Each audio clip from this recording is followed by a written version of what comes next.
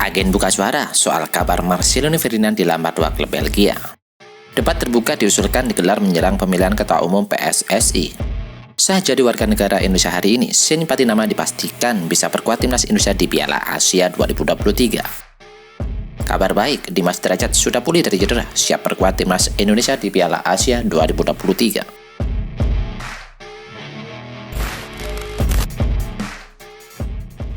Halo football lovers penggemar timnas Indonesia. Kali ini kami dari Garuda Nusantara update berita timnas Indonesia akan memberikan update kabar terbaru dari timnas Indonesia.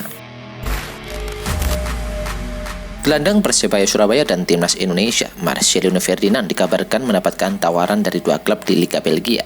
Marcelino Ferdinand juga disebutkan akan terbang ke Belgia setelah membela Persebaya dalam pekan ke-20 BRI Liga 1. Persebaya bakal menjamu Bayangkara FC di Stadion Gelora Joko Samudro Ngerseh, di mana pada pertandingan tersebut Persebaya menang tipis dengan skor 2-1. Itu kabar dari mana? Ujar agen Marcelino Ferdinand Dusan ketika dikonfirmasi bola.com terkait rumor itu pada hari Senin yang lalu. Dusan tidak dapat berbicara lebih banyak perihal isu Marcelino Ferdinand dilirik klub Belgia karena sang pemain masih terikat kontrak dengan Persebaya. Harus dikonfirmasi oleh mereka, imbuh pria asal Serbia yang juga menjadi pemilik agensi Level Up Asia tersebut. Saya tidak mempunyai hak bicara tentang pemain yang masih dalam kontrak dengan tim, maaf, kata Dusan. Marcelino Ferdinand masih memiliki kesepakatan bersama Persebaya hingga Juli 2024 dan Dusan membenarkan perjanjian tersebut. Kontraknya bersama Persebaya masih lama hingga Juli 2024 kalau tidak diperbarui, tutur Dusan. Di usianya yang baru menginjak 18 tahun, Marcelino Ferdinand telah menjadi tulang punggung Persebaya dan timnas Indonesia. Marcelino Ferdinand sudah bermain 29 kali untuk Persebaya sejak debutnya pada musim lalu dengan perolehan 7 gol serta 9 assist. Terakhir Marcelino Ferdinand mencetak brace ketika Persebaya membantai Persita Tangerang. Bersama Persebaya di musim ini, Marcelino Ferdinand mencatatkan 6 kali penampilan dan membubuhkan 3 gol plus 2 assist. Pemuda kelahiran Jakarta 9 September 2004 itu adalah pemain termuda kedua yang debut bersama timnas Indonesia ketika turun kontra Timor Leste. Sejak saat itu, Marcelino Ferdinand membubuhkan 12 penampilan untuk timnas Indonesia dengan statistik 2 gol dan 1 assist.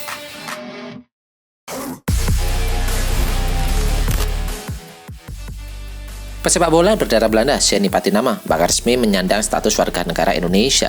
Proses naturalisasi Seny Patinama bakal selesai pada hari ini. Seny akan menjalani sumpah sebagai warga negara Indonesia.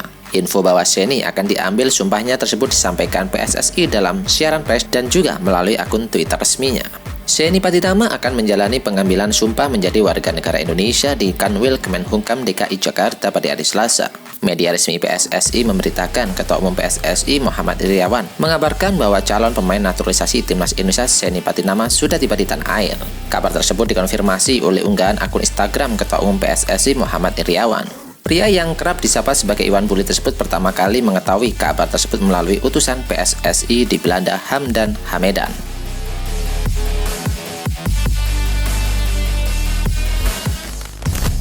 Debat terbuka diusulkan digelar bagi para calon yang akan bertarung dalam pemilihan Ketua Umum Persatuan Sepak Bola Indonesia.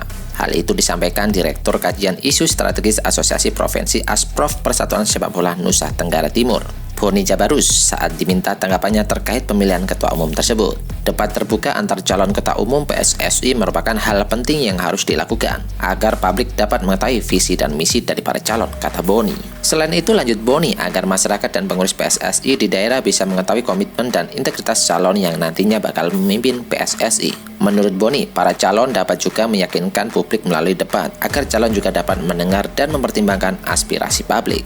Boni yang merupakan anggota DPRD NTT itu menawarkan lokasi debat untuk para kandidat calon Ketua Umum PSSI yakni di Labuan Bajo. Sebelumnya diberitakan PSSI akan melaksanakan Kongres Luar Biasa PSSI pada 16 Februari yang berisi agenda utama pemilihan Ketua Umum, Wakil Ketua Umum, dan Exco PSSI. Komite Pemilihan untuk Kongres Luar Biasa Persatuan Sepak Bola Seluruh Indonesia baru-baru ini mengumumkan 5 calon Ketua Umum periode yang akan datang.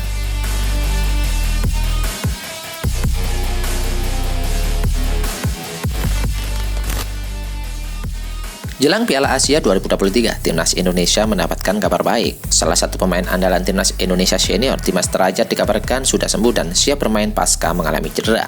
Diketahui ia pun dilanda cedera beberapa waktu lalu sehingga harus absen dalam gelaran Piala AFF. Dikutip tribunbali.com dari tribunpontianak.co.id, absennya striker Persikabo 1973 itu pun ternyata mempengaruhi lini permainan timnas Indonesia asuhan Sintayong.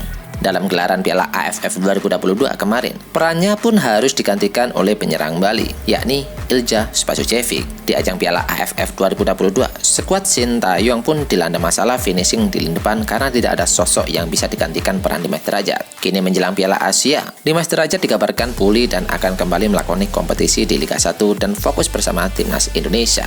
Kandas di Piala AFF tidak menyurutkan tekad Dimas Derajat ke depan bersama timnas Indonesia. Striker berusia 25 tahun itu bertekad bisa menembus skuad Garuda untuk Piala Asia. Adapun timnas Indonesia kembali berlaga di Piala Asia setelah terakhir kali tampil pada tahun 2007. Piala Asia 2023 akan digelar pada 16 Juni sampai 16 Juli 2023 di Qatar.